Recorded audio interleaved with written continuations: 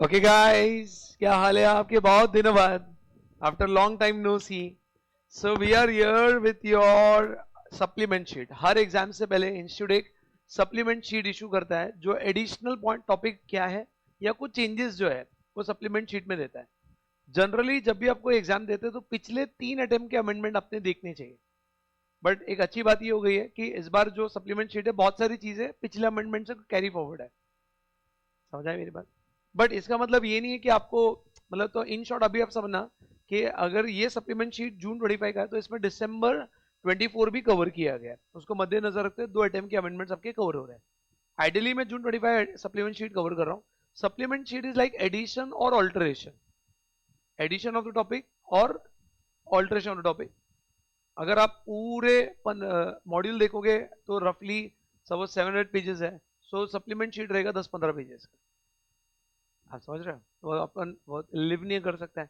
और मेरे हिसाब से लास्ट 2-3 अटेम्प्ट में से 5 मार्क का क्वेश्चन बनता है। सो बेटर है, let us cover it. It will not take that much time because आपका ऑलरेडी बेस बन चुका है।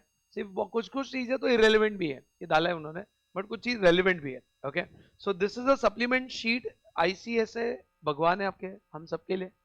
वो जो प्रसाद में देगा वो हमें सारी चीज प्रसाद को एक्सेप्ट करना है। ये एक सप्लीमेंट शीट प्रसाद में बांटा है, तो आपको उसको फॉलो करना पड़ेगा। बराबर है? So supplement sheet for new syllabus June 25 attempt SBIL which is your paper 3 group 1। ये यहाँ पर देखो, अब ये पूरे सप्लीमेंट शीट में कौन से चैप्टर में बदलाव है?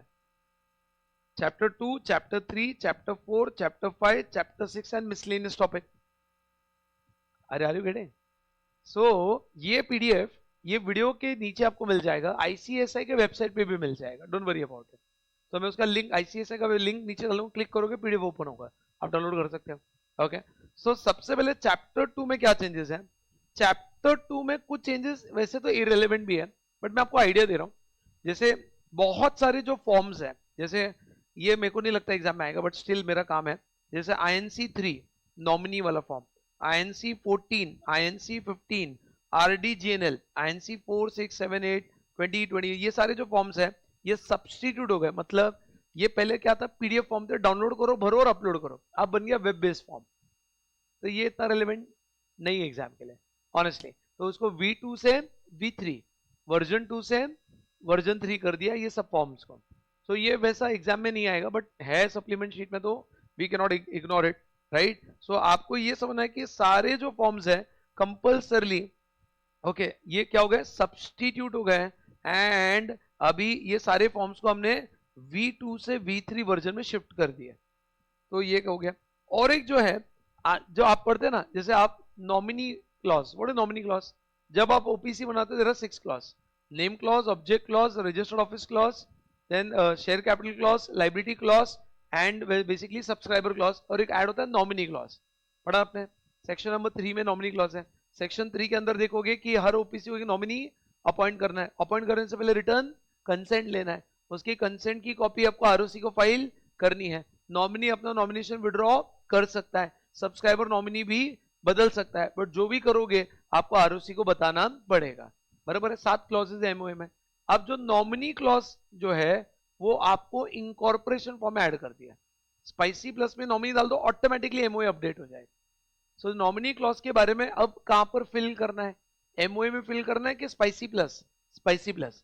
और ऑटोमेटिकली आपका जो ईएमओए है, करेक्ट है, स्पाइसी प्लस एमओए, उसमें भी वो नॉमिनी क्लॉज आ जाएगा। करेक्ट? तो अब नॉमिनी क्लॉज के बारे में अगर आपको एग्जाम में क्वेश्चन आता है तो आप लिख के आना कि as per the relevant amendment, ठीक है, nowadays the nominee clause practically has to be filled in the SPICe plus incorporation form and automatically it will come in the MOA. देखो यहाँ देखो, the name of the nominee of the owner shall be mentioned in MOA, and such nomination after giving consent shall be filled in INC 32 Spicy Plus as a declaration, and the said form fee will be filed at the register at the time of incorporation. So along with its EMOA and AOA. तो आप जब spicy plus में ही आप nominee का declaration दे दोगे, declaration पहले अलग से देना पड़ रहा था, डिक्लेरेशन अटैच, अब डिक्लेरेशन कहाँ पे जाएगा? स्पाइसी प्लस में। Very clear? ये एक चीज हो गई। अच्छा, जो सेक्शन 8 कंपनी होती है वो क्या होता है? It is a normal company plus licence is equal to section 8। आपको सेंट्रल गवर्नमेंट से क्या लेना पड़ता है? Licence to function as a section 8 company. Licence के लिए अप्लाई करना पड़ता था। अब इन्होंने क्या बोला, अब गवर्नमेंट ने काम किसको दे दिया, आरडी, लाइसेंस कौन इशू करेगा, आरडी, आरडी को अप्लाई करोगे लाइसेंस के लिए। सेक्शन 8 के डेफिनेशन में क्या लिखा है कि any association of person who intend to form a limited company with the object of promotion of commerce, arts, science, education, sport, religion, prohibit the payment of dividend.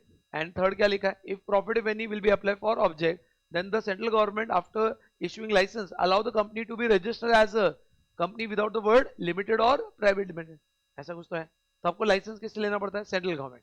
Central government मतलब ministry of corporate affairs. Ministry of corporate affairs ने काम किसको दे दिया, RD को दे दिया। समझे मेरी बात।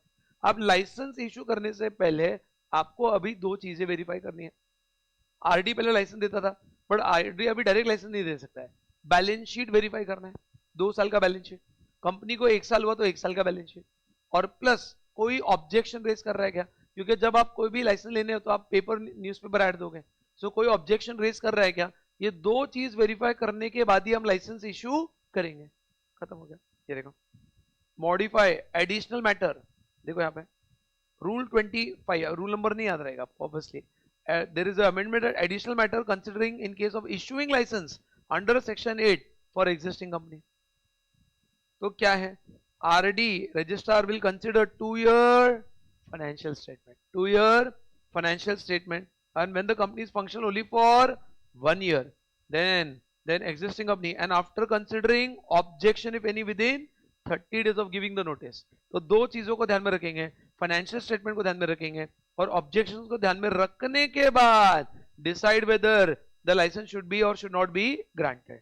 ये हो गया आपका पहला क्या अमेंडमेंट था। ये सारे फॉर्म्स क्या हो गए, सब्स्टिट्यूट। V2 से कहा शिफ्ट हो गए V3, वर्जन 2 से वेब बेस्ड फॉर्म, वहीं पे क्लिक करो, वहीं भरो, वहीं सबमिट करो। पहले क्या था, डाउनलोड करो, भरो, अपलोड करो। थोड़ा सा समझ आया, डेटाबेस मैनेजमेंट। सेकंड क्या हो गया, ओपीसी का जो डिक्लेरेशन है वो कहां पर देना है, स्पाइसी प्लस में। थर्ड क्या है, सेक्शन 8 में they will consider the financial statement and also consider the correct what called as correct, क्या देखेंगे, ऑब्जेक्शन, और फिर हम आपको लाइसेंस इशू करेंगे। नेक्स्ट इज निधि कंपनी को लेकर। अब निधि कंपनी के फॉर्म्स भी है ना, NDH 1, 2, 3, 4 अलग अलग फॉर्म्स है, वो सब शिफ्ट हो गए from version 2 to version 3। Version 2 to Nidhi company के फॉर्म पे आया ना, ये लिख के आ जाने का। ऐसे अमेंडमेंट पे डायरेक्ट क्वेश्चन नहीं आएगा, आपके आंसर में झलकना चाहिए, तो आपके आंसर में दिखेगा तो आपके मार्क्स बढ़ेंगे। ऐसे नहीं बोलेंगे बताओ क्या अमेंडमेंट है, ऐसे नहीं पूछेंगे। कुछ अमेंडमेंट डायरेक्ट पूछेंगे बताऊंगा, बट ये सब जो अमेंडमेंट है वो आंसर्स में रिफ्लेक्ट होना चाहिए। ओके, उसके बाद में अब और एक जो है कंपनी इंकॉर्पोरेशन रूल्स में, यहां पर क्या होता है, जब भी ये नहीं, shifting of RO registered office, ये कंपनी लॉ में भी पढ़ा आपने, एक्चुअली कंपनी लॉ का पार्ट है। When you shift the registered office from one state to another state, you need to take the permission of RD। Correct, आपने पढ़ा था ना, 4 सिचुएशन पढ़ा था। Shifting from one place to another place, same city. From shifting from one place to another same place, same state, same ROC. Shifting from one state within the state but different ROC, and shifting from one state to another state. तो situation number 4 की बात चल रही है। ये करते हैं ना, पहले एसआर बोर्ड मीटिंग बुलाएंगे, एसआर पास करेंगे, आरडी को अप्लाई करेंगे, पेपर ऐड देंगे, ट्रेडर को नोटिस देंगे। पढ़ा है कि नहीं पढ़ा है, that is alteration of MOA, section number 13, 12, 13, 14 ये सब सेक्शन है ना, ये सब रजिस्टर्ड ऑफिस 12 और उसका alteration of MOA 13, alteration of AOS 14, altered copy update करनी है 15। अरे हाँ है ना। सो अब जब आप क्या शिफ्ट कर रहे हो, ये देखो, shifting of registered office from one state और यूनियन टेरिटरी टू अनदर। सो पहले क्या होता था, आपने महाराष्ट्र में आपकी कंपनी है पुणे में, मैं केरला में जाके कंपनी डाल रहा हूँ, सो मेरे को महाराष्ट्र के आरडी को अप्लाई करना पड़ेगा। आरडी बोलेगा तुम यहाँ से शिफ्ट हो रहे हो तो हमारा ये लॉस हो रहा है। आरडी कुछ तो ना कैसे कुछ तो कैलकुलेशन करता हूँ, कैसे करता याद नहीं आ रहा है, वो मुझसे कॉस्ट, मेरे को ऑर्डर बोलेगा इतना पैसा भर, हम तेरे को अलाउ करें, क्योंकि तू अभी शिफ्ट हो रहा है तो इससे इतना रेवेन्यू लॉस हो रहा है, तेरा कोई लॉजिक नहीं है, ऐसे जो भी रीजन, उनका कुछ कैलकुलेशन पार्ट होता है। फिर वो ऑर्डर पास करता था, इतना पैसा दो, पैसा भरना पड़ता था। मेरे पास एक क्लाइंट भी आया था, अब वो कैलकुलेशन कैसे करता आरडी वो मुझे समझ में नहीं आया, बट आरडी ने हमके ऊपर एक ऑर्डर पास किया कि तुम पैसा दो, उसके बाद तुम रजिस्टर्ड ऑफिस शिफ्ट कर सकते हो। टिल 3:30 तो आप विदाउट, ओके है ना, ओके। तो गाइस आरडी जो है वो एक तरीके से क्या हो रहा है, शिफ्ट हो रहा है फ्रॉम वन, सॉरी आरडी बोल रहा हूँ, आरडी कहीं को शिफ्ट होगा भाई, दुल्हन जाएगी ना यहाँ से, आरडी तो दूल्हा है वो तो जगह पे।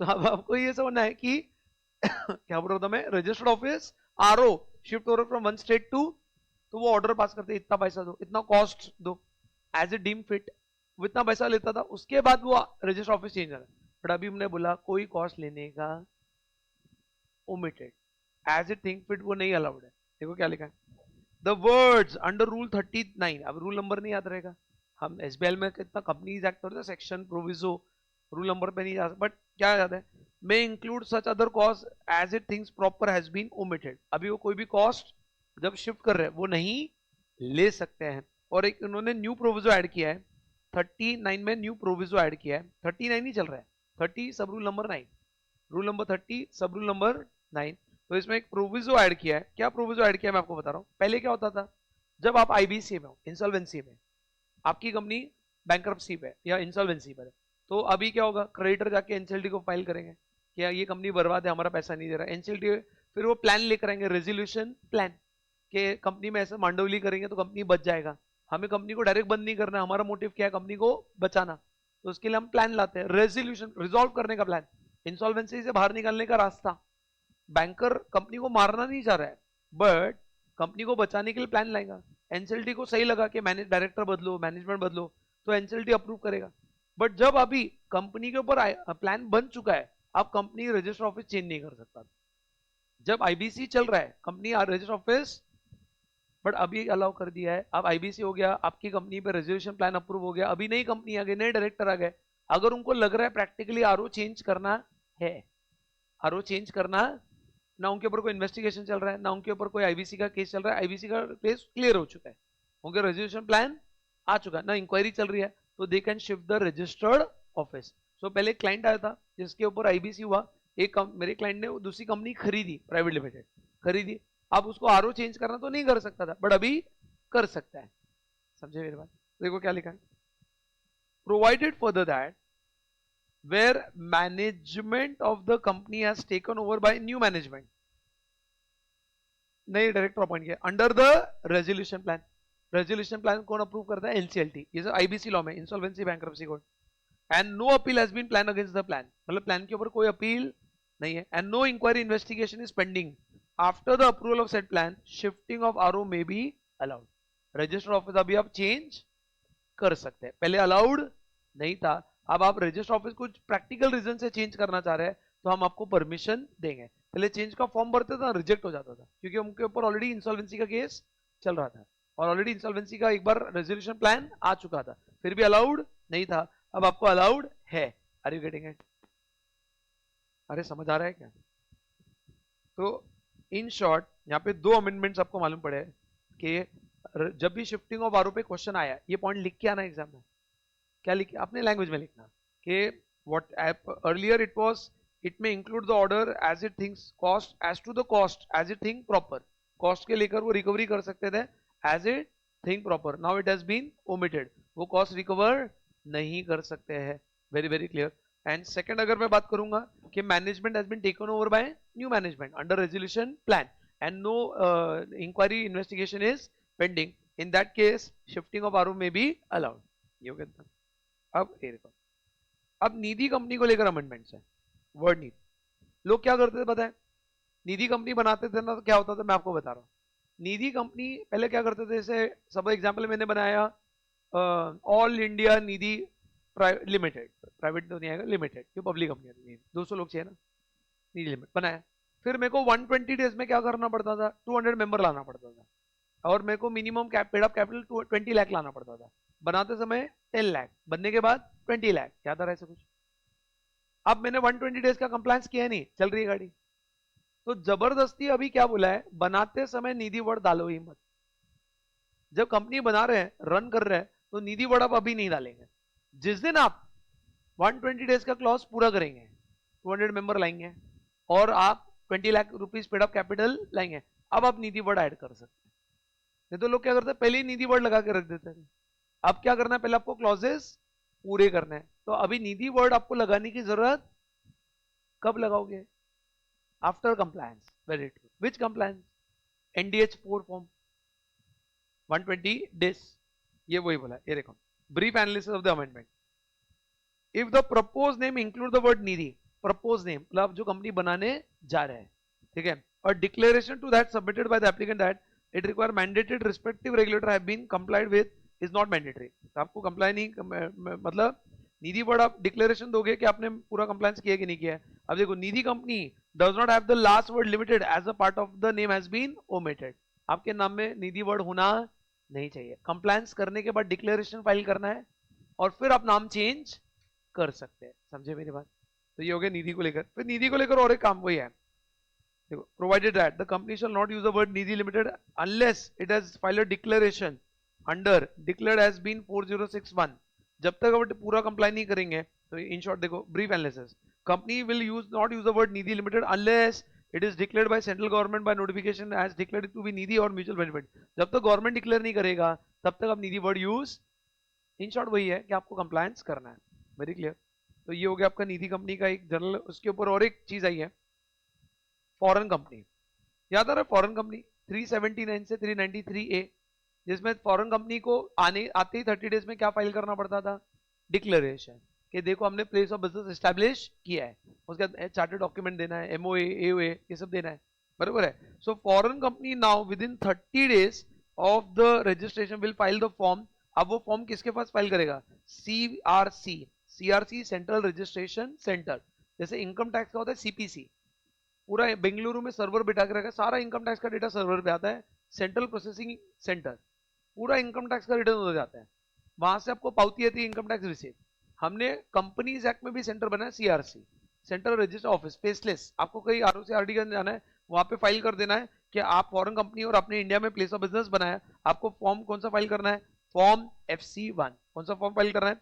Form FC1 along with the fees. आपको ये फेसलेस कर दिया है. क्या कर दिया है? टाइम बाउंड कर दिया है, विद इन टाइम, और फेसलेस मैनर कर दिया है, क्योंकि अभी आप डायरेक्टली सर्वर को फाइल कर रहे हैं, ऑनलाइन पोर्टल पे फाइल कर रहे हैं. आपको कोई ROC RD का कोई जरूरत नहीं. सिस्टम बेस्ड सॉफ्टवेयर आपको दे दिया है, डायरेक्ट सिस्टम आपको एक्नॉलेजमेंट दे देगा. समझे मेरी बात? ये किस पर एप्लीकेबल है? Foreign company. सिंपल.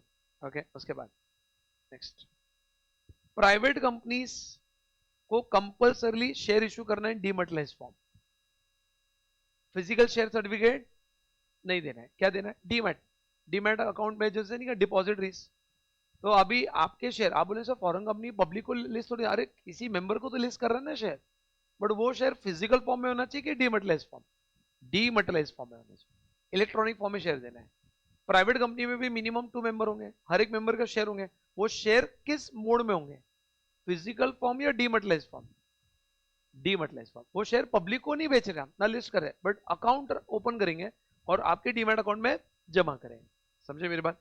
जिसमें से प्रोड्यूसर कंपनी जो है, इनको हमने समय दिया डीमैटेरियलाइज करने के लिए 5 साल. कितना टाइम दिया? फाइनेंशियल ईयर एंड होते ही 5 साल का समय दिया डीमैटेरियलाइज कर. प्राइवेट कंपनी को टाइमलाइन कम दिया है, प्रोड्यूसर कंपनी को थोड़ा समय ज्यादा दिया है, फार्मर बेस है. सो उनको समय कितना दिया है? 5 years to get the shares converted into dematerialised form. बस ये अपडेट है. वही ब्रीफ एनालिसिस है. उन्हें क्या किया? लीगल लैंग्वेज दिया, इजी लैंग्वेज, ब्रीफ एनालिसिस. वही देखो, producer company shall issue the certificate only in dematerialised form and facilitate dematerialisation all the securities, ठीक है, within the period of 5 years. तो चैप्टर 2 अभी खत्म हो गया. चैप्टर 2 के अमेंडमेंट्स, 7 अमेंडमेंट्स, छोटे छोटे अमेंडमेंट है. अब LLP में अमेंडमेंट्स है. LLP में फॉर्म 3 जो है ना उसमें फॉर्म में थोड़े बहुत अमेंडमेंट है. क्या अमेंडमेंट है वो नहीं दिया. फॉर्म 3 को भी क्या करा उन्होंने, थोड़े बहुत चेंजेस किए. फॉर्म 3 नीचे वही बोला, form 3 and form 4 has been substituted. But क्या सब्स्टिट्यूशन है ये आपको कवर नहीं किया, तो it's okay. Form 3 form 4 has been, याद रखें, 3 is LLP agreement, 4 is change in the partner, 5 is change in the name, 15 is change in the registered office. तो हमने थोड़े बहुत कॉलम्स ऐड कर दिए. क्या कॉलम ऐड किए मैं प्रैक्टिस में देख रहा हूं, इतना कोई बड़ा चीज नहीं है, बट आपको नहीं दिया है. Form 3 form 4 has been substituted. कोई प्रॉब्लम गाइस? करेक्ट. उसके बाद में LLP थर्ड अमेंडमेंट. इसमें अभी आपको जिस तरह से आप कंपनी एक्ट में रखते हैं ना, MGT1, register of member, register of foreign member, register of beneficial owner, ये रजिस्टर डिबेंचर होल्डर, अलग अलग रजिस्टर मेंटेन करते ना, ये पढ़ा है कि नहीं? जो 88 सेक्शन से 92 में 88 में रजिस्टर ऑफ मेंबर्स, फिर उसका इंडेक्स मेंटेन करना है। FC4 क्या है मैं भूल गया। हाँ, एनुअल रिटर्न है एग्जाम्पल। तो अलग अलग register member, debenture holder, foreign holder रखते कि नहीं रखते आप? उसी तरह से आपको एलएलपी को भी रजिस्टर ऑफ मेंबर मेंटेन करना है। फिर आपने कंपनी एक्ट में पढ़ा था कि एक होता है रजिस्टर्ड ओनर, एक होता है बेनिफिशियल ओनर। जैसे एग्जाम्पल है कि रतन टाटा जी ने शेयर खरीदा और बोला डिविडेंड टाटा ट्रस्ट को दे दो, जो भी, तो रजिस्टर्ड ओनर कौन हो गए? रतन टाटा जी। और बेनिफिशियल ओनर कौन हो गए? टाटा ट्रस्ट। ये आपने पढ़ा था। और एक चीज पढ़ी थी, एनएसडीएल सीडीएसएल, आदर registered owner but beneficial owner आप लोग हैं। अरे होता है कि नहीं होता है? तो वहां पे क्या होता है, एक रजिस्टर्ड ओनर होता है जिसका नाम रजिस्टर में है, ऑफिशियल ऑन पे, बट बेनिफिशियल ओनर कोई और है। सेम एलएलपी में हो सकता है, पैसे मैंने लगाए, मैं ओनर हूं, बट मैं चाहता हूं मेरे परिवार को बेनिफिट्स मिले। सो आपको यहां पर भी बेनिफिशियल ओनर का डिक्लेरेशन देना है। तो यहां पर क्या हो गया, पहले तो रजिस्टर मेंबर रखना है, 2 मिनट समझो, फिर मैं मार्किंग कर रहा था। रजिस्टर मेंबर का रखने का फॉर्मेट दे दिया, फॉर्म 4A एग्जाम्पल है। उसके बाद में देखो, पार्टनर चेंज होता है तो फॉर्म 4, अरे हाँ है ना।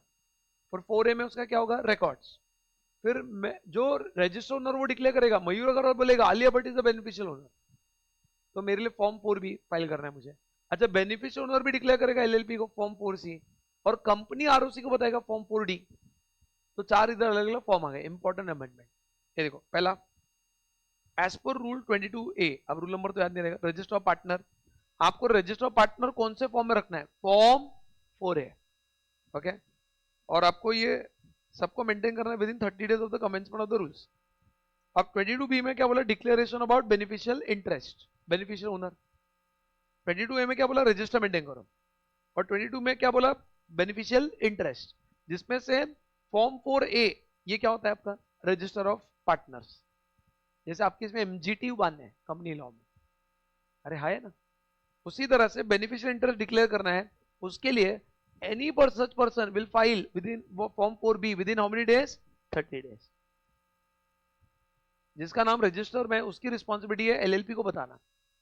किसका काम है वो, जो रजिस्टर्ड पार्टनर है वो फॉर्म 4B में बताएगा, और जो बेनिफिशियल पार्टनर है वो कौन से फॉर्म में बताएगा, form 4C with in how many days, 30 days. और कंपनी, जैसे कंपनी जो भी 4B या 4C जब आएगा, 4B कौन फाइल कर रहा है, रजिस्टर्ड पार्टनर, 4C कौन फाइल कर रहा है, beneficial partner.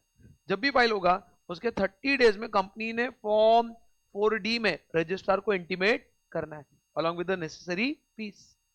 Are you getting it? पढ़ेंगे तो सब हो सकता है, कोई कठिन नहीं है, मेहनत तो करनी पड़ेगी, ये क्लियर, कोई एक्सक्यूज नहीं है। ये तो मैं हमेशा बोलूंगा, हर लेक्चर में मेरा एक चीज कॉमन रहेगा।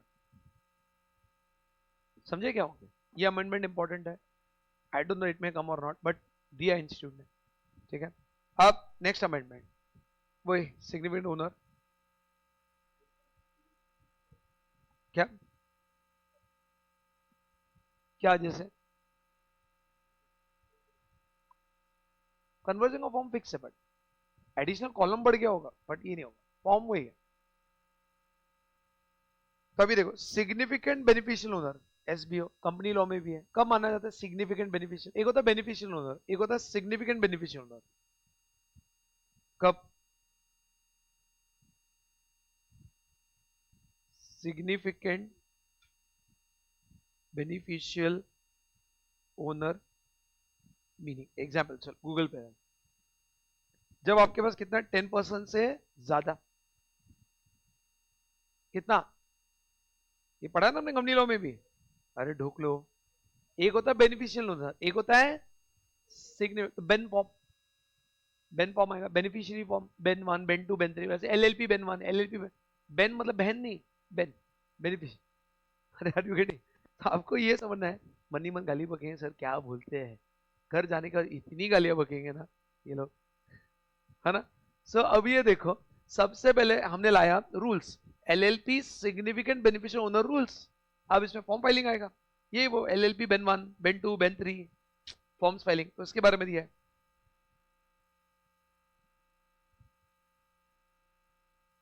देखो अलग अलग फॉर्म है, LLP Ben 1, LLP Ben 2, LLP Ben 3, LLP Ben 4, सब दिग्विजय के बेन है। Okay, LLP Ben 1, ben 2, ben 3, Ben 4, सबकी अलग अलग गाइडलाइंस है. बेन 1 कौन फाइल करेगा, बेन 2 कब आएगा? देख रहे हो.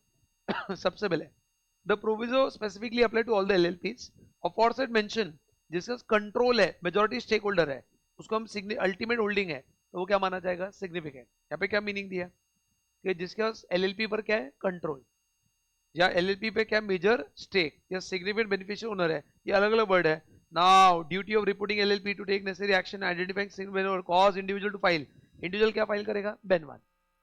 सपोज एग्जांपल है, Ramlal is the benefit significant beneficial owner, वो बोलेगा मैं significant beneficial ben 1 form, ben 1 form में इंटीमेट करेगा. Correct. Upon receipt LLP will file which form, Ben 2 form. वो किसको फाइल करेंगे, passing the parcel. Passing the parcel क्या है, ये रामलाल है, इतना सुंदर है देखो, स्लिम ट्रिम है ना. अब इसमें LLP बेन 1, ये किसको फाइल करेगा, LLP को. अब LLP जाकर क्या करेगा, ROC को फाइल करेगा LLP Ben 2, parsing the parcel, कि देखो वो आ गया बेनिफिशियल. ये कौन है, SBO, सिग्निफिकेंट बेनिफिशियल ओनर. फिर आप LLP maintain register in which form, Ben 3 form. Which form, आप सिग्निफिकेंट बेनिफिशियल ओनर का LLP बेन 3 फॉर्म में पूरा रिकॉर्ड रखा जाएगा. और अगर उनको डाउट है कि कोई सिग्निफिकेंट है, तो उनको नोटिस किस में देगा, LLP बेन 4. सामने वाले ने फाइल नहीं किया बट हमें डाउट है, हम सामने वाले को नोटिस देकर बुलाएंगे कि देखो हमें डाउट है तुम SBO. अरे है ना. So LLP Ben 4 will notice seeking information about SBO. Very clear. अरे है ना, खत्म. LLP Ben 1, Ben 2, Ben 3, Ben 4. समझा है का. एक्सेप्शन है ना, कुछ एक्सेप्शन है. Non applicative of the said rule in certain cases, वो रूल नंबर 10 में लिखा है, बट क्या है वो नहीं दिया, एक्सेप्शन है. एंड यहाँ पर आएगा अगला, ठीक है. देखो LLP Ben 2 is the file the return to registrar declaration under section 90 like companies act. companies act में 90 में क्या होता है, बेनिफिट ओनर डिक्लेयर करना है. उसी तरह से आपको 90 क्या करना है, यहाँ पर बेन 2 फॉर्म फाइल करना है. और अगर आपने ये देखो नाउ वर्जन 2 से वर्जन 3 पर हमने शिफ्ट कर दिया है, ठीक है. एल में फाइल बेन 2 and LLP 4D without payment of additional fees up to 1 July. हमने एडिशनल फीस लोगों को टाइम दिया, थोड़ा एडजस्टमेंट किया टाइम का कि तुम फाइल करो, उसके बाद आपसे एडिशनल फीस लेंगे अगर आपने फाइलिंग लेट किया है. 1 जुलाई 2024 में थोड़ा टाइम दे दिया, वो अभी इतना रेलिवेंट नहीं है. Are you understanding. कम LLP को 2 फॉर्म फाइल करना पड़ता है, बेन 2, बेन 1 में आपको पता चला, बेन 2 में आपने फाइल किया, बराबर है क्या नहीं. तो बेन 2 फाइल करने का ड्यू डेट कितना है, 30 डेज. LLP टाइम पे फाइल नहीं करेगा तो उसको एडिशनल फी देनी है, बट उसको एडिशनल फी वेव कर दी अप टू 1 जुलाई 2024. और ये देखो LLP फॉर्म 4D, ये क्या होता है, ऊपर पढ़ा था ना आपने अभी. अरे 4A 4B 4C 4D. Mister Mohsin बोलिए.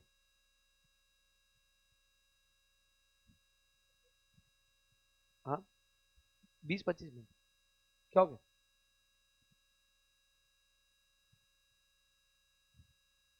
Beneficial interest.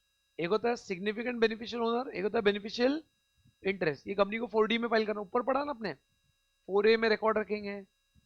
अरे हाँ है ना. अरे तो वो ये देखो ना, ये ऊपर ऊपर जो पढ़ा था अभी, ये वाला, हाँ register to be maintain in 4 है, करेक्ट. देन डिक्लेरेशन जो भी रहेगा वो कौन देगा, रजिस्टर ओनर इन 4B. बेनिफिशियल ओनर कौन देगा, 4C. और आप फाइलिंग करेंगे 4D. 4D और 2 फॉर्म, बेन 2 फॉर्म किसको फाइल करना है, LLP. अगर उन्हें लेट फाइल किया तो क्या देना पड़ेगा, additional fee. But additional fees is exam till 1 जुलाई 2024. अब स्टार्टअप में एक अमेंडमेंट आए, चैप्टर 2 खत्म, चैप्टर 3 खत्म. स्टार्टअप में क्या अमेंडमेंट है. सबसे पहले transfer of foreign company incorporate outside India being a holding company and transferee होल्डी ओन सब्सिडियरी इंडिया इधर मर्ज और एमलगमेट. 2 लोगों का मिलन हो रहा है. कौन से 2 लोगों का मिलन हो रहा है, फॉरेन कंपनी और इंडियन स्टार्टअप. फॉरेन कंपनी ने एक इंडिया में स्टार्टअप बनाया या वाइस वर्सा. सो अब हमें कोई भी यहाँ देखना है, सबसे पहले both the company shall obtain a prior approval from RBI. Transferee company will comply with section 233 of companies act. Transferee company, ठीक है, application shall be made by transferring company to the central government. ठीक है, ये हमारे conditions थे। ठीक है, तो यहां पर देखो उन्होंने क्या किया है, फास्ट ट्रैक प्रोसेस लाया for approval of merger of startup incorporate outside India into its Holi own subsidiary into Indian company. ठीक है, तो हमने क्या बोला, आपको अभी कोई भी अप्रूवल लेने की जरूरत नहीं है, ये only need to take the approval from RBI, बाकी आपको क्लियरेंस फ्रॉम एनसीएलटी लेने की जरूरत। इन शॉर्ट, एक इंडियन कंपनी है और एक फॉरेन स्टार्टअप है, हम उनको मर्ज करना चाह रहे हैं, क्या कर अमेलगमेट करना चाह रहे हैं। तो पहले क्या था, आरबीआई की परमिशन लो पहला, क्योंकि फॉरेन में है। दूसरा क्या था, एनसीएलटी की परमिशन लो, टाइम बढ़ गया। अभी हम फास्ट ट्रैक प्रोसेस चाहते हैं सिर्फ आरबीआई परमिशन लिया तो भी चलेगा, आपको एनसीएलटी का ऑर्डर लेने की जरूरत। वैसे कंपनी एक्ट में लिखा है मर्जर अमेलगमेशन के लिए एनसीएलटी का ऑर्डर पास करवाना पड़ता है, बट यहाँ पर हमने बोला आपको एग्जेम कर दिया है। समझे मेरी बात? तो यहाँ पे देखो क्या बोला है, वेर, देखो कंपनी रूल्स में अमेंडमेंट लाया, company compromise arrangement amalgamation rules, ये पढ़ा अपने कंपनी लॉ में। अरे इसमें रूल 25 लाया गया है, and after this rule whether transfer of foreign company incorporate outside India being holding company and transfer Indian company or wholly owned subsidiary into merger, both the company need to obtain a prior approval. Transferring company need to comply with 233. Application will be made to the central government and shall declaration at the stage of application itself. बस आपको apply करना है, आपको NCLT permission लेने की जरूरत नहीं है, बस आपको आरबीआई परमिशन लेना पड़ेगा। चैप्टर 4 में एक ही अमेंडमेंट। अरे समझे? कंक्लूजन ये कि सिर्फ take the prior approval of RBI, don't take the permission of NCLT. ये हो गया आपका व्हाट, चैप्टर 4। चैप्टर 5 में इंपॉर्टेंट अमेंडमेंट्स है, चांसेस इसमें एग्जाम में आने के लिए, इसको शांति से पढ़ेंगे। क्या अमेंडमेंट्स है? नहीं नहीं, लिमिट्स तो वही है, अभी उन्होंने नया लाया अमेंडमेंट, बता दो क्या है। सबसे पहले लिमिट तो वही है, ठीक है, 1 करोड़, 5 करोड़, 10 करोड़, 50 करोड़, 50 करोड़, 250 करोड़। ओके, तो वो तो लिमिट्स वही है, 50 करोड़, ये याद आ रहा है, micro small and medium enterprises. But अभी हमने क्या किया इनको, ठीक है, क्या किया, सबसे पहले एमएसएमई के डेफिनेशन में क्या लिखा है, मैन्युफैक्चरर और सर्विस प्रोवाइडर। तो जो ट्रेडर है उसका क्या, ऊपर क्या लिखा है, investment into machinery is 1 crore, correct, and turnover exceed 5 crore, right, ये पढ़ा ना आपने। मशीनरी और इक्विपमेंट, इक्विपमेंट कौन यूज करता है, सर्विसेज, और मैन्युफैक्चर क्या यूज करते हैं, प्लांट एंड। बट जो रिटेल होलसेल बिजनेस में है उसको क्या, सो अभी हमने उसको एमएसएमई में कवर किया, जो भी रिटेल होलसेल ट्रेड में है is also included in MSME for priority sector lending. Bank उनको लोन देगा प्रायोरिटी सेक्टर के पॉइंट ऑफ व्यू से, माइक्रो स्मॉल एंटरप्राइज के हिसाब से, क्योंकि एमएसएमई को लोन नहीं मिलता है ना, तो गवर्नमेंट ने कहा उनको प्रेफरेंस दो, उनको लोन मिलेगा तो ग्रो करेंगे। बट अभी क्या होता है, बहुत सारे दुकानदार है, वो गया मुझे लोन चाहिए, अरे बोले आप कौन से मैन्युफैक्चरर है, आप कौन से सर्विस प्रोवाइडर है, आप तो ट्रेडर है। सो अभी गवर्नमेंट ने बोल दिया उनको प्रायोरिटी सेक्टर लेंडिंग में कवर करो, और वो भी एमएसएमई का पार्ट है। समझे मेरी बात?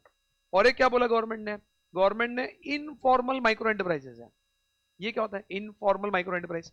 इनफॉर्मल माइक्रो एंटरप्राइज मतलब जिन्होंने अभी तक एमएसएमई का रजिस्ट्रेशन नहीं किया है, ऐसी बहुत बड़ी जनसंख्या जिन्होंने एमएसएमई सर्टिफिकेट नहीं लिया है। Let me give you definition, wait, अभी पूरा focus informal micro enterprise.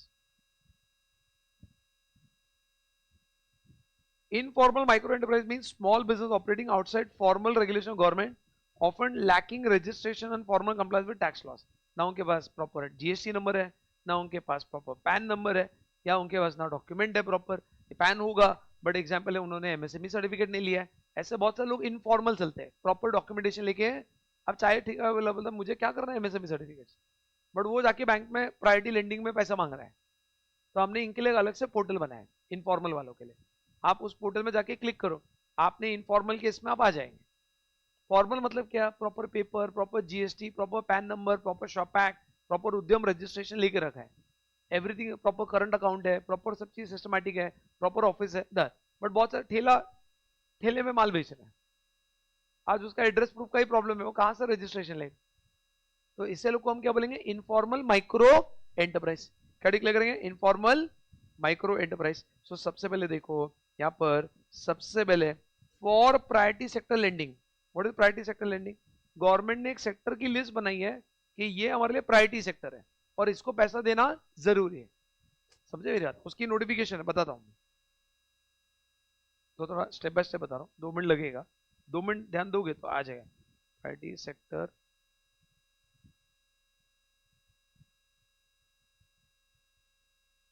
is a scheme mandated by RBI to encourage bank to allocate specific portion to lending of crucial to the economy.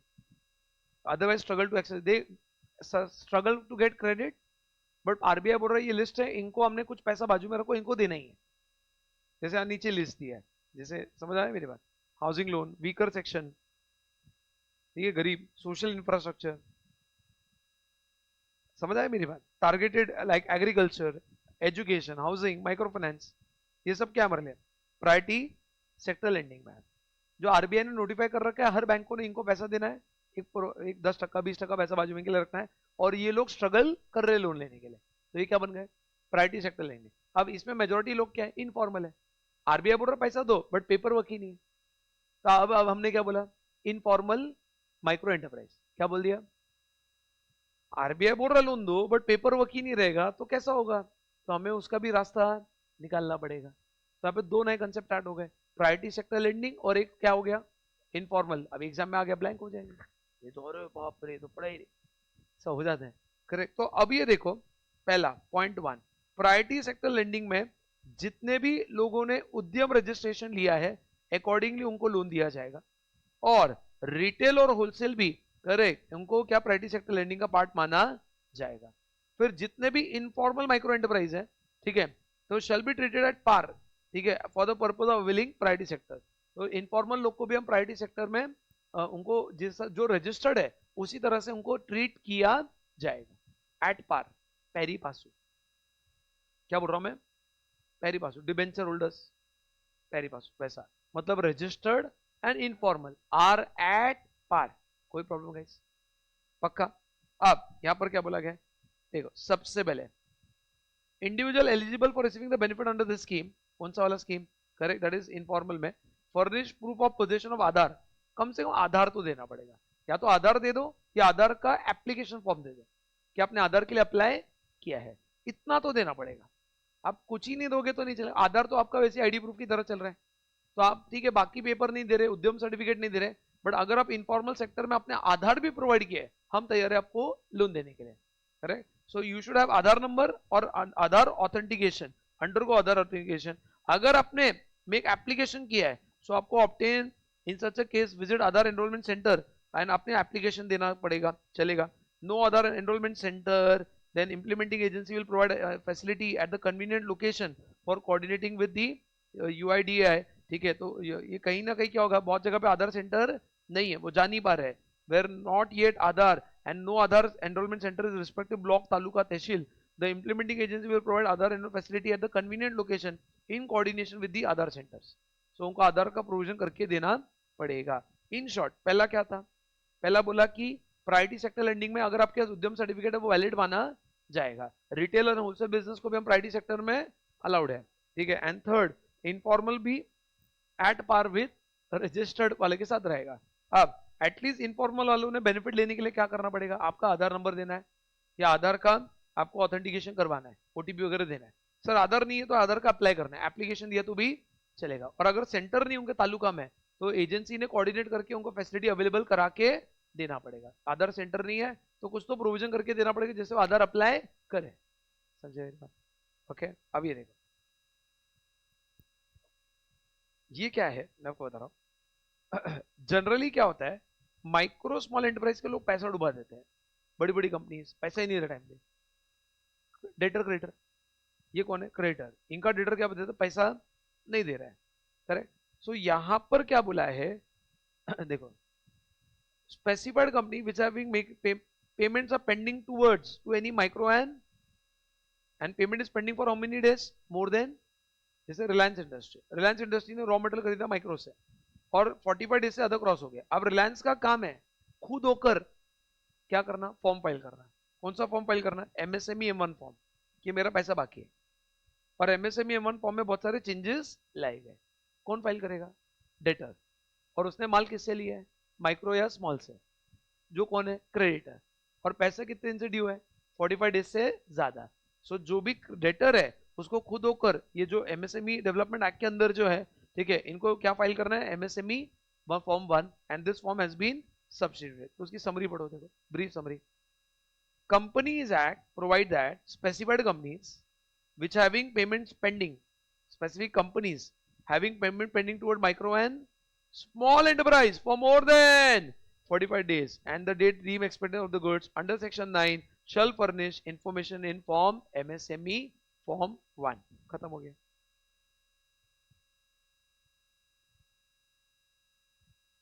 Check करो आ रहा है क्या, check करो check करो check करो check करो। 2 मिनट में पानी पी रहा हूं।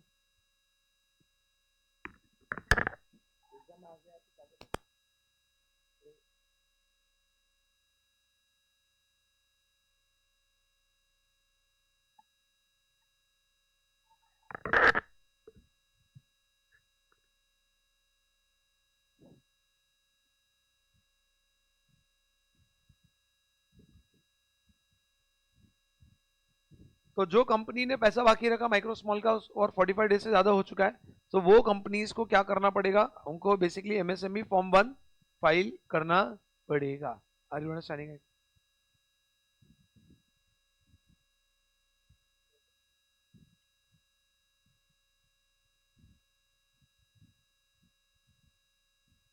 क्या बोले?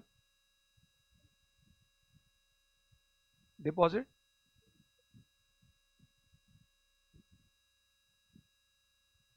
एक से डिपॉजिट जो कंपनीज एक्ट का है, नहीं नहीं ये डेटर क्रेडिटर केस है, बाद में एक डेट के बाद वो लोन की तरह हो जाता है ना।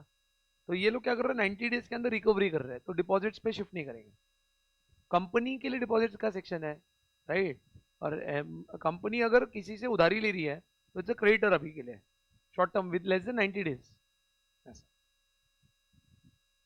Now MSME scope for mandatory onboarding TREDS, ये जबरदस्त अमेंडमेंट है। TREDS ये नया वर्ड है आपके जीवन में, बहुत ही गजब चीज लाई है। जैसे मैं बताया, जैसे मैं एक माइक्रो स्मॉल एंटरप्राइज हूँ, मेरे पास सपोज एग्जांपल है रामलाल से पैसा आना बाकी है, आज 10 लाख आना बाकी है, वो बोल रहा मैं 80 डेज बाद पैसा दूंगा या 45 डेज बाद पैसा दूंगा या 30 डेज में पैसा दूंगा। मैं आज रुक नहीं सकता, मेरा मैं पैसे, अरे क्या होता है लोग पैसा डुबाने की इतनी नियत रखते हैं ना। बिजनेस में सबसे बड़ा प्रॉब्लम बेचना नहीं है, रिकवरी करना है। समझे मेरी बात? ये हर बिजनेस, मैक्सिमम बिजनेस इसलिए डूबते हैं, या तो वो बहुत ही कचरे के भाव में माल बेचता है, या तो रिकवरी करने में स्ट्रांग नहीं है, तो लोग डुबा देते हैं पैसा। करेक्ट। सो अभी मतलब मैंने 30 डेज की उधारी दी, मुझे पैसे की जरूरत है, तो बिल डिस्काउंटिंग करना, एक ट्रेडेबल प्लेटफॉर्म बनाया कि मैं वो बिल को भेज दूंगा। 10 लाख आना बाकी है, मगर भाई 9.5 लाख दे, तू रख, और तू बाद में ड्यू डेट पे पैसा ले। ये प्लेटफॉर्म बनाया गया है, और माइक्रो स्मॉल एंटरप्राइज इनवॉइसेस को बेच सकते हैं पैसे रेज करने के लिए। इस प्लेटफॉर्म को हमने नाम दिया TREDS, इसका फुल फॉर्म नीचे लिखा है, बताता हूं। ट्रेडेबल ट्रेड रिसीवेबल, ताऊ हे सीरी बाय बाय, trade receivable TRE receivable discounting system platform.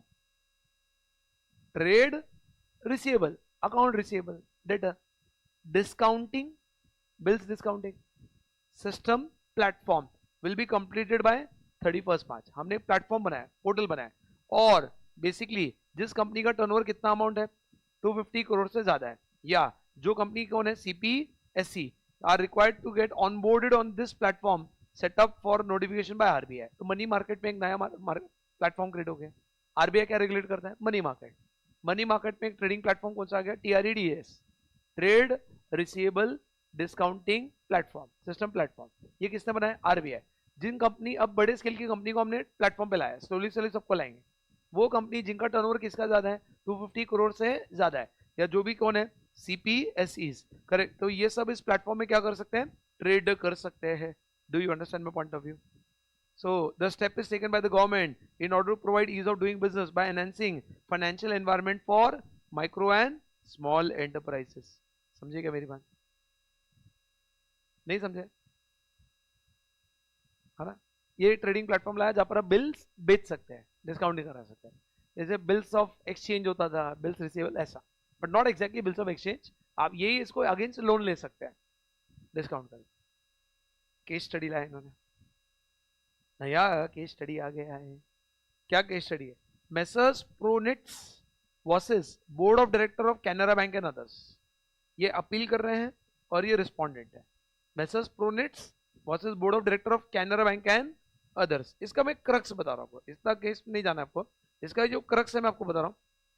सबसे पहले एक मिनट मैं आपको बता रहा हूँ इसका फैक्ट्स क्या था वो भी बता दो। Master direction of RBI issued, ठीक है, exercise of the power under 21 and 35 of banking regulation act binding on all the commercial bank in license, empower the RBI to frame policy and give direction to banks in relation to advance by followed such direction have got supplement the provision of banking regulation act and accordingly constitute the directions issued by an RBI statutory force and binding on all the banking companies। क्या है मैं बता crux एक दो में। इसका facts of the case मैं आपको निकाल के देता हूँ, इसका क्रक्स फिर मैं बता दूँ तो आपको थोड़ा इजी आएगा। इन्होंने फैक्ट्स ऑफ द केस दिया ही नहीं है, होल्ड करो अपन एंड में लेते हैं पीछे, ओके 2 मिनट तो अच्छे समय। Conversion of business enterprise chapter number 6, chapter 2 हो गया, चैप्टर 3 हो गया, चैप्टर स्टार्ट ऑफ 4 हो गया, chapter 5, chapter 6 and then miscellaneous. Miscellaneous तो ये सब जो है ना, ये मिसलेनियस प्रोविजन ये सब ये इजी है, इतना कुछ खास नहीं है, बट खत्म हो जाता है। तो पहले चैप्टर इसका कन्वर्जन का लेंगे 6 का, और उसके बाद मिसलेनियस लेकर फिर वो केस स्टडी लेना है प्रोनेट, ओके। उसका अपन क्या करेंगे, फैक्ट्स ऑफ केस निकालेंगे, ओके। सबसे पहले देखो INC 6 याद आ रहा है, conversion of OPC to private और प्राइवेट टू ओपीसी। एक सेकंड, फोन आ रहा है, एक मिनट। याद आ रहा है INC 6? सो INC 6 में क्या हुआ था, यहाँ पर INC 6 में क्या क्या चीज है, एक मिनट। हाँ सर,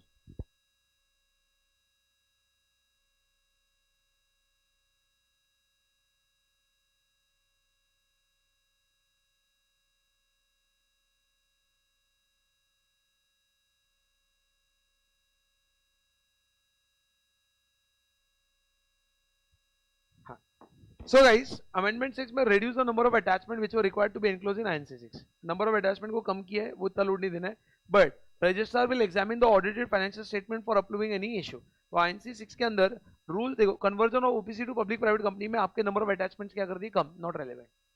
मैंने हाईलाइट करके रखा है इसलिए, पढ़ाने को मैं पूरा लाइन टू लाइन जा सकता हूँ। एक मिनट, बंद तो नहीं हो रिकॉर्डिंग? हाँ, क्योंकि लगभग 47 मिनट से मैं बात कर रहा हूँ, 47 मिनट हो चुका है यहाँ, ठीक है। उसके बाद में INC 6 में नंबर ऑफ अटैचमेंट क्या कर दिया है, कम। अब कोई भी रूल 6 में ही अगर कोई भी registrar OPC to private, private to public को कन्वर्ट कर रहा है, वो कंपल्सरली ऑडिटेड बैलेंस शीट को सोचने के बाद ही इशू करेगा, खत्म हो गया। उसका rule 7 conversion of private into OPC, उसमें भी वही फॉर्म है INC 6। यहाँ पर क्या बोला गया है, modified to include additional enclosure. जब आप प्राइवेट टू ओपीसी कर रहे हो तो आपके अटैचमेंट बढ़ा दिए गए। क्या बढ़ा है, जैसे एग्जांपल है copy of NOC from creditor. अरे आप प्राइवेट टू ओपीसी हो रहे हैं ना, कम हो रहे हो, स्केल डाउन हो रहे हो। ओपीसी टू प्राइवेट हो रहे तो अच्छी बात है, हमने बोला बहुत बढ़िया, शाबाश। बट क्या कर रहे हैं हम, प्राइवेट टू ओपीसी, तो एनओसी फ्रॉम क्रेडिटर अटैच किया गया, एफिडेविट फाइल करना है confirming that all the member have given their consent कि हम कन्वर्जन करने को तैयार है, ये अटैचमेंट ऐड किया गया। और 7(5) में वही बोला गया है, रजिस्ट्रार बैलेंस शीट देखने के बाद ही आपको सर्टिफिकेट देगा। देखो ना 6364 6 क्या के लिए, conversion of OPC into public, correct. And 63 में क्या बोला गया है कि आपको कोई भी नंबर ऑफ अटैचमेंट कम कर दिया है। और 64 में क्या बोला, हम आपका लेटेस्ट बैलेंस शीट देखने के बाद ही कन्वर्जन अलाउ करेंगे। 7(5)(7) में क्या बोला गया है, conversion of private to OPC, आपके अटैचमेंट ऐड किए गए और आपका बैलेंस शीट लेटेस्ट देखने के बाद ही हम आपको अप्रूवल देंगे। एंड ऑल्टरेशन ऑफ एओए करने जाएंगे। सो आपने जब ऑल्टरेशन करते हो फ्रॉम पब्लिक टू प्राइवेट, तो आपको आर्टिकल ऑल्टर करना पड़ेगा ना। कौन सा alteration, public to private, RD का परमिशन लेना पड़ता है। ज्यादा आरडी का परमिशन 2 जगह आता है, section 8 company and public to private. बाकी आरडी टांग नहीं डालता है, क्योंकि आरडी लाइसेंस देता है सेक्शन 8 के लिए, वो लाइसेंस रिवोक करना है। और पब्लिक टू प्राइवेट कर रहे हो तो सोचना पड़ेगा। तो अभी आप जब ऑल्टरेशन ऑफ एओए कर रहे हो, तो ऑल्टरेशन ऑफ एओए के फॉर्म में ही आपको ना जो आरडी का आपने सर्विस अप्लाई किया है, service request number RD1 file किया है, हे आरडी परमिशन दे पब्लिक टू प्राइवेट, उसका एक एक्नॉलेजमेंट नंबर वो आपको फॉर्म में डालना पड़ेगा क्रॉस रेफरेंस के लिए। जब आप अप्लाई करोगे कन्वर्जन के लिए तो आपको क्या करना पड़ेगा, आपको फॉर्म के अंदर ही service request number of RD1 आपको अटैच करना पड़ेगा। रिपीट कर रहा हूं, कन्वर्जन की अमेंडमेंट ऑफ रिपीट कर रहा हूं, वो तो भर नहीं है, उस फॉर्म के अंदर RD1 का सर्विस रिक्वेस्ट नंबर डाला है तो ट्रैकिंग करते आएगा ना। Cross reference INC 20 order of the NCLT बोल रहा है ना, तो RD, हाँ RD NCLT बोल रहा RD, वो तो फाइल करना है, बट क्रॉस रेफरेंस क्या हो जाता है, उनको सिस्टम नंबर डाल देंगे ना, क्योंकि सर्वर पे सब चीज क्रॉस वेरीफाई हो जाती है। उन्होंने अपना काम आसान कर दिया, इन शॉर्ट एक टैब ऐड कर दिया, service request number. Are you getting? बताओ, conversion OPC to public, number of attachment has been reduced and ROC will verify your latest audited balance sheet। दिख रहा है क्या? 6(4). तो 7 में क्या हो रहा है, additional enclosure has been included, अरे हाँ है ना। उसके बाद 7(5) में क्या हो गया, आपको लेटेस्ट बैलेंस शीट हम देखेंगे। और रूल 33 में ऑल्टरेशन ऑफ AOA में क्या बोला हमने, आप जब ऐसा ऑल्टरेशन करने जा रहे हो जिससे आप पब्लिक टू प्राइवेट कन्वर्ट हो रहे हैं तो service request number, acknowledgement number और RD1 फॉर्म का भी आपको फॉर्म में फिल करना पड़ेगा। कन्वर्जन का चैप्टर खत्म। मिसलेनियस, मिसलेनियस में क्या बोला गया है कि आजकल rule 3A, after rule A यहाँ पर आपने ऐड किया गया adjudication of penalties, correct, adjudication of penalties, enable E adjudication platform develop by government. तो आपको अभी फेसलेस असेसमेंट करना है। क्या करना है, ऑनलाइन, जैसे इनकम टैक्स में फेसलेस होता ना, आपको ऑफिस में जाने की जरूरत, घर बैठे बैठे वेबसाइट पर आप ई एजुडिकेशन करोगे। एजुडिकेशन मतलब प्रोसीडिंग्स, क्या करोगे अभी आप, ई यू ही नहीं, ई इलेक्ट्रॉनिक एजुडिकेशन प्लस यहाँ पे क्या बोला, shall take place electronic only through e adjudication platform develop by the government. Email, आपको जो भी नोटिस वगैरह हम ईमेल पर ही भेजेंगे, जो ईमेल आपने हमको प्रोवाइड किया है, और जो भी नहीं है तो जो अवेलेबल होगा उस पर हम नोटिस भेज देंगे, फिजिकल नोटिस भी नहीं आएगा। सब चीज हम क्या कर रहे हैं, इलेक्ट्रॉनिक, सब चीज हम क्या कर रहे हैं, इलेक्ट्रॉनिक। जिससे हमारा मोटिव क्या है, conclusion. As per rule 3 all the proceedings of adjudicating officer and RD would be conducted electronic through e-adjudicating platform developed by central government। ये इसका क्रक्स है मिसलेनियस। अब यहां पर आते हैं केस स्टडी। इसमें ना आपको मेरे को फैक्ट्स ऑफ केस ढूंढ के देना पड़ेगा, रुको मैं आपको बताता हूँ क्या है फैक्ट्स ऑफ केस, क्योंकि उन्होंने फैक्ट्स ऑफ केस दिया नहीं है तो मैं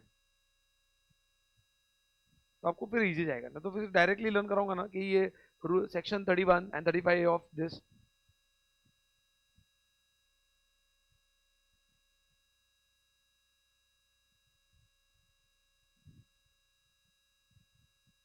पढ़ के बाद यहाँ नहीं दिया है, ये मैंने पढ़ा था, बट एक क्लियर रखता हूँ मैं, इसमें क्या होता है, क्या होता है इसमें देखो। एपेलेंट वॉज मेसर्स प्रोनेट, मैं अभी पढ़ के बता रहा हूँ आपके हिसाब से, मतलब इसको अलग नहीं बता रहा हूँ। Was the registered MSME engage in manufacturing and business, the loan was classified as NPA। किसका, प्रोनेट का लोन क्या डिक्लेयर किया, NPA Canara bank and other without following the procedure of framework revising. तो एक फ्रेमवर्क था, फ्रेमवर्क का नाम क्या था, MSME का फ्रेमवर्क का नाम है basically framework for revival and rehabilitation of MSME। तो MSME को कोई भी लोन्स को रिवाइवल करने और रिहेबिलिटेशन के MSME मिनिस्ट्री की अलग गाइडलाइंस है, एक होता RBI के गाइडलाइंस और एक MSME के गाइडलाइंस। तो उसको ध्यान में ना रखते हुए डायरेक्ट उनका लोन क्या डिक्लेयर कर दिया, NPA। तो ये बोल रहा NPA डिक्लेयर मत करो, हमारे MSME को हमें राहत पैकेज है, हमारे MSME में कुछ एडिशनल टर्म्स एंड कंडीशन है। बैंक को बोल रहा है कि तुम मुझे देखो, तुम से RBI ये जो एक्ट है, ठीक है, तो एक्ट के विद इन, एक सेकंड,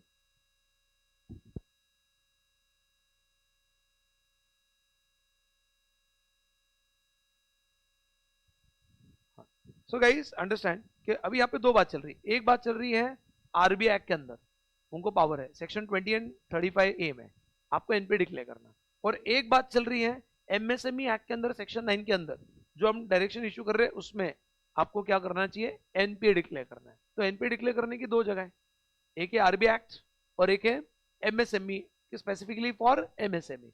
सो बैंक ने, कैनरा बैंक ने क्या कर दिया, डायरेक्टली प्रोनेट को NPA डिक्लेयर कर दिया, नॉन परफॉर्मिंग एसेट। वो आर्ग्यू कर रहा है तुम ऐसा डिक्लेयर नहीं कर सकते, MSME एक्ट के अंदर NPA डिक्लेयर करने का प्रोसीजर थोड़ा अलग है।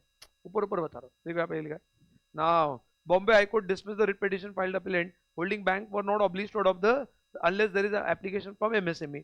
So सुप्रीम कोर्ट ने क्या बोला, supreme court set asset the Bombay high court बोलता है कि नहीं नहीं नहीं नहीं बैंक सही है, बैंक से एमएसएमई गलत है, उन्हें अपील किया। अब सुप्रीम कोर्ट क्या बोलता है, set aside the order of high court and the bank must adhere to the framework provided by MSME before classifying any loan as NPA. तो आपको दोनों फॉलो करना पड़ेगा। स्टैट्यूटरी ऑब्लिगेशन सिर्फ आरबीआई एक्ट का है या दोनों का है, दोनों का है। क्रक्स पढ़ो। एपेक्स कोर्ट मतलब supreme court held that instruction direction issued by central government under section 9 of MSME, NP declare करने का section 9, and by the RBI under section 21 have a statutory force and binding on all the bank. तो किसी को MSME के अंदर loan declare करना NPA, सिर्फ RBI act का फॉलो नहीं करना है, आपको एमएसएमई डेवलपमेंट एक्ट को भी एडर करना पड़ेगा। समझा क्रक्स क्या है? कैनरा बैंक ने क्या किया, इनका लोन क्या डिक्लेयर किया, NPA, under which act, RBI act, under which section number 21 and 35, वो आपको नहीं दिया करिकुलम।